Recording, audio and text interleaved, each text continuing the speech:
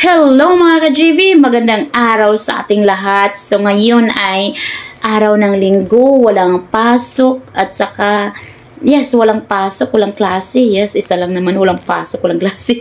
Yes, maglilinis tayo ng ating bukirin, munting bukirin upang pagtaniman ng mga gulay at saka kamuti para may makain tayo sa oras ng kahirapan.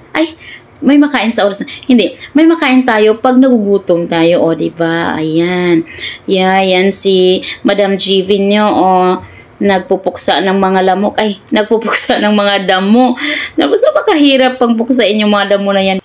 Pero sabi nga nila, dumaan ka muna sa mahirap na bagay bago mo makamit ang tagumpay. Maraming nagsabi sa akin na, naku, pwede na raw ako pahiga-higa lang at hindi na magtrabaho.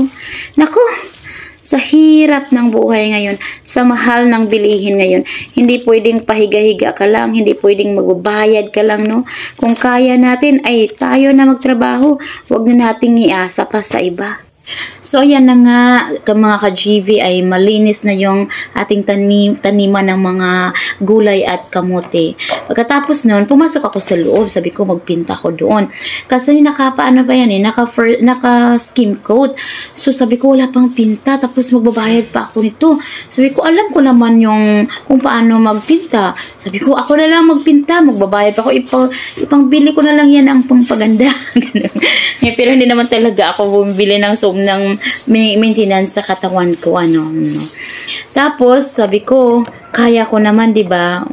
Kung kaya naman natin, why not, diba? Sa lahat ng mga wais na misis dyan, believe talaga ako sa inyo. Dahil, alam nyo yung halaga ng bawat sentimo na kinikita ng inyong mga asawa, diba? Ayan na. Ako na magpinta para yung sentimo na masasayang sa akin na mapupunta. Yan talaga.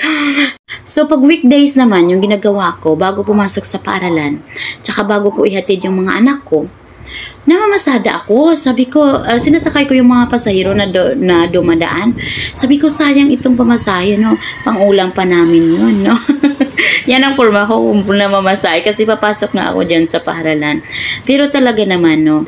Sayang naman kasi kapag may opportunity naman tayo magka-incomes, kahit na maliit yun, dapat i-grab natin yung mga opportunity na ganito. Yan lang muna yung update ng buhay ko ngayon. So, see you on my next video. Bye-bye!